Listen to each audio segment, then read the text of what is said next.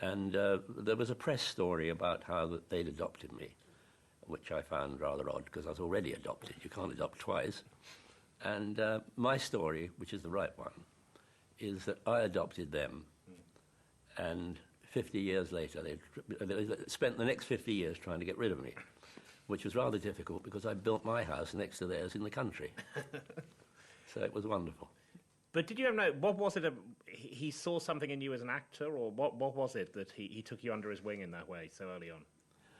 I think one of the things was both of them, Naomi as well, that they felt that if I was going to go on being an actor, I'd got to do something about the Cockney accent, or you're going to be a Cockney actor for the rest of your life. And they had beautifully modulated vowels, being Scots. And you worked with him a lot, and we'll talk about some of that, but would he give you formal advice? Would he say, this is the way to do it, try this, don't do that? No. He was quite harsh. And he would say things like, he was a wonderful stage director, but he'd be in the stalls, and I'd be on and everybody else would be on.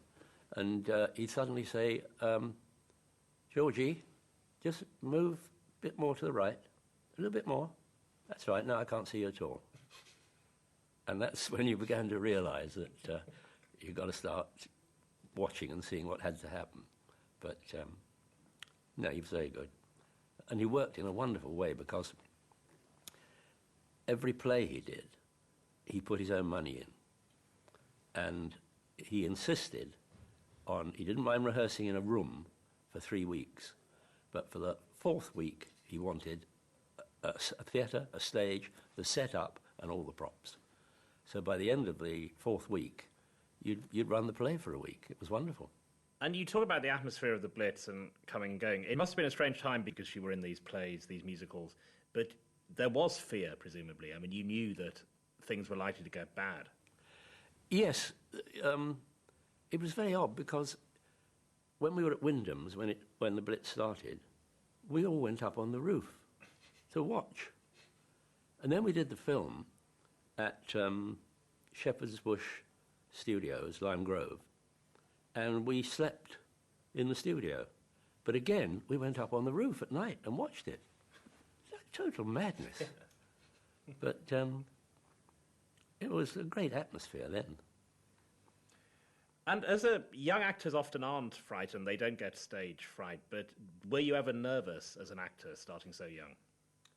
No, because I was playing a Cockney evacuee who swore, and I was getting paid for it. So there was no fear at all. I think the only time I had a frightening moment was we were playing Cardiff, and towards the end of the play, I think it's in the 3rd act, in the interval I have to get into a big blanket box on the stage, and at a vital moment, suddenly bang the lid up, jump up and run off. While I was in the blanket box, they dropped a bomb very close to the new theatre Cardiff. And I wondered, should I get out now? But no, like the good boy I was, I stayed there till my cue came, and then I was out and away. And one of the reasons that you'd had a chaperone was to keep you away from young theatrical ladies. But once you didn't have one, was that a great opportunity? I mean, were you surrounded by young women? While I was in Whitehall's Inn, I was surrounded by young women. I mean, prematurely developed little girls of 14. And beautifully developed young ladies who I thought were at least 30, and I found out later were 18. But they were marvellous. And then, as the war developed, there was a prospect of being called up, presumably? Yeah. I was called up when I was 18 in the RAF. And I was in for 4 years. Just before I was called up, I was given the chance of playing Jim Hawkins in Treasure Island, and I wanted to do that. So, having joined the RAF, or not, tried to join the RAF, you then go before a board who say, why do you want to join the RAF? And I said, well, I want to play Jim Hawkins, and I'll get pretty deferment. Well, you're supposed to say, I want to fight and fly with the RAF. So again, I was told to get out and go to the end of the line.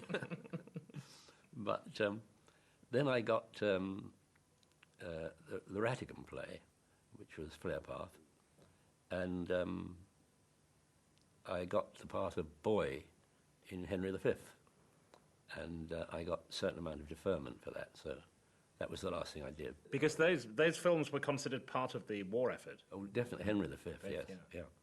But I went into the RAF as a boy and came out as a man, having shoveled coal and God knows what all. But it was good for me. So Henry V, you were directed by Olivier. Yes, yeah. He was wonderful. I mean, look, he plays everyone's part, but never in a way that he wanted you to do it. It was always a way of explaining to you, this is how it could be played. He would take his handkerchief out and put it round his head and be the perfect mistress quickly. And it was wonderful to see the way it all went. And I think I had one line that was a forerunner of Arthur Daly, which was, you'll be famous, boy, you'll be famous. And I remember walking off saying, famous, I'll give all my fame for a pot of ale and safety. And I thought, that's pure young Arthur Daly. Show me a pub. And I wondered about that during the war because you went on to play a lot of spivs.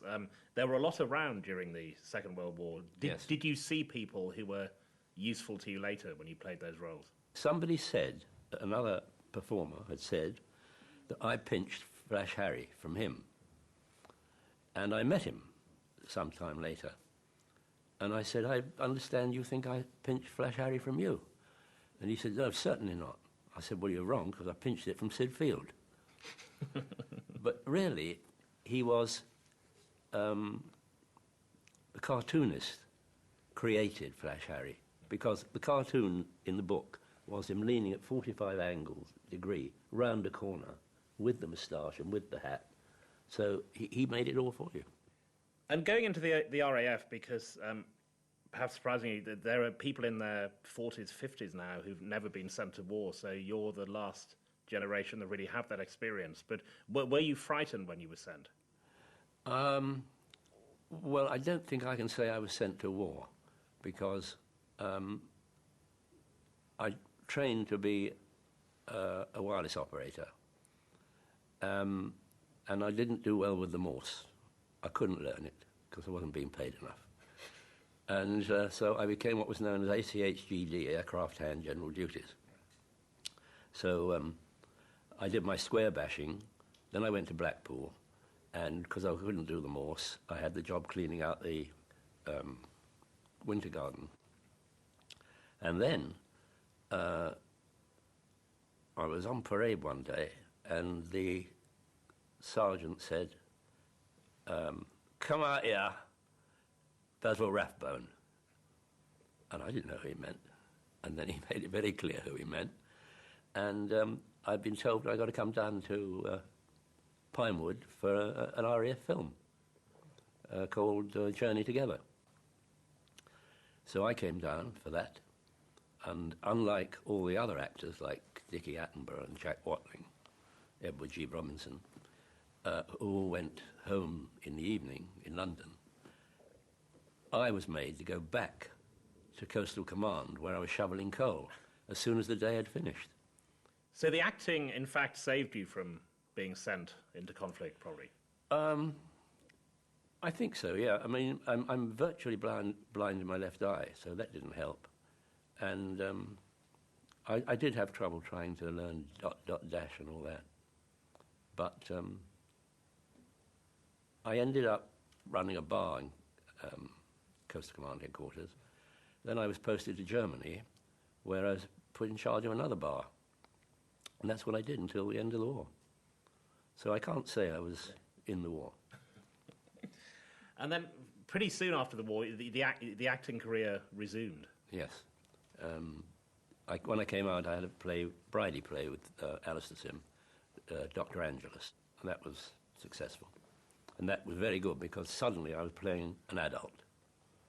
I'd gone into the RAF wearing short trousers and come out a man. So that saved me trying to get over from one to the other.